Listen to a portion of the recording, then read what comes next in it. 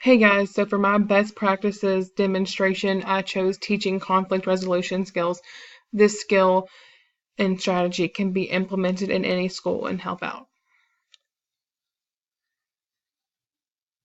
So to start off, what is conflict resolution? Conflict resolution is a strategy that has a process to settle a problem or disagreement.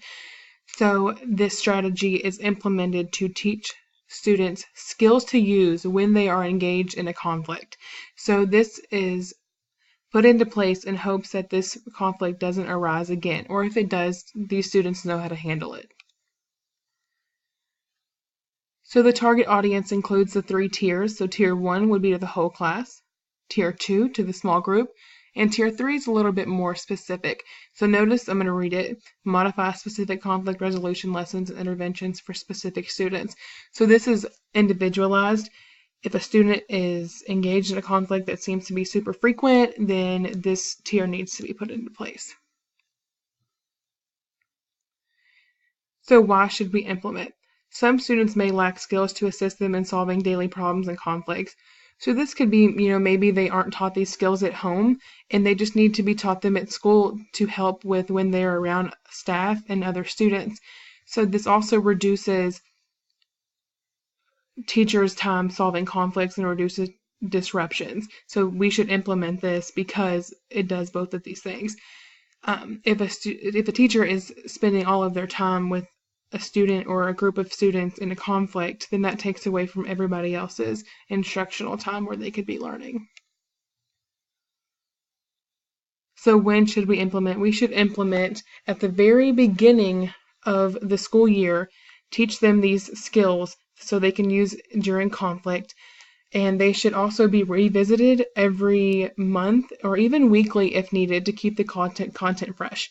We can't expect students to remember everything, so we have to keep revisiting skills and strategies so they remember. So when students are bickering, arguing, fighting, which can be trouble compromising, taking turns, sharing, then this needs to be implemented to stop that behavior from happening. So we will go over it a little bit. There are handouts and activities to implement so that when this conflict is happening, the handout can be given, the students can reflect on what happened and make sure it doesn't happen again.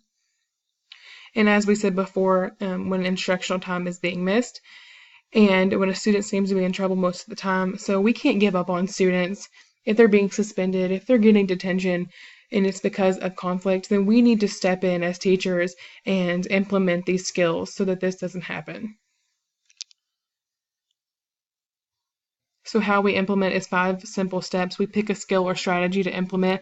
This needs to be beneficial to the tier that you are choosing. So if you're teaching a whole class something that should be more for a specific student, then that doesn't seem beneficial and that's not relating to them. So make sure when you choose your skill and strategy and you choose your tier level that they need to match up and it needs to make sense and be relatable for the student. So the number 3 and 4 are super important. Teaching, modeling, students need to understand examples. I will go into that later. So like acting out, role playing, and students even getting up and modeling these possible conflict situations. And then revisiting, like I said earlier, frequently to make sure that this content is staying fresh in the student's mind. So then number 5, students reflect after using the skill. So if it's working, then teachers need to know that. So students will reflect like, did this skill help? Did it intervene? And so on. So then also when they are not using this skill, so if a student reflects and they're not using the skill, would this skill have made the situation not arise? So then some examples, I found this on the PBIS website. So this is just a simple teacher to student collaborative problem solving. So enter problem solving process only when calm. Student or child puts his issues on the table, others listen.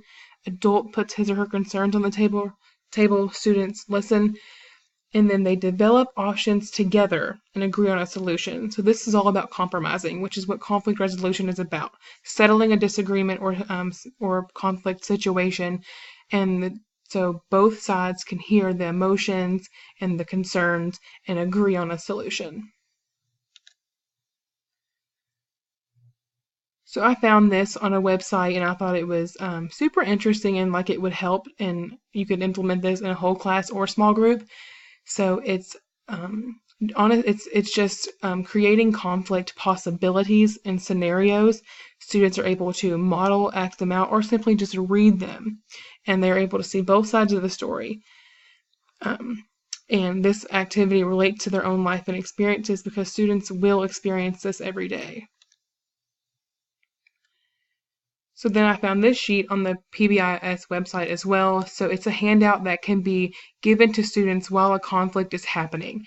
So students, I would use this with lower elementary, so they're able to tell how they were feeling, what they wanted at that time, what they hurt, and what they could have done differently. And this could be signed by the student and the parent, and they can have a conference about this as well. So it's honestly just to step in. The teacher can hand this to the students when something's happening, and the class is not disrupted and instructional time is not lost. So then I would use this for upper elementary. Its simplicity, I think, is what makes it important. So just what were they doing, what they hurt, what were they trying to do at that time, and next time they have that goal, how will they meet it without hurting anybody? So like I said, conflict resolution and teaching these skills is all about making sure it doesn't happen again. And if it does happen again, use this sheet, see what's happening, and see if we can notice a pattern as teachers to see what else we need to implement. So an additional resource I found I would use in a lower elementary involves fairy tale conflict. It's reading Goldilocks and the Three Bears, The Three Little Pigs, Cinderella, and then they identify behaviors and conflicts in the stories and then come together as a class to resolve the conflicts. So this is honestly just like modeling and being able to role play. Students are familiar with these books, and I think it's a fun activity that can also be super helpful when learning to resolve conflict. So then I also included this, just SDI and SAS for students with disabilities. So helping students with EBD, they can visit a counselor when the conflict resolution strategy isn't working. Allow students with specific learning disability to have a visual image to follow steps on how to resolve conflict. And to avoid conflict, allow students with autism to keep a direct schedule. So students need to use, teachers need to use that direct instruction so there is no confusion, and that will avoid conflict with that student.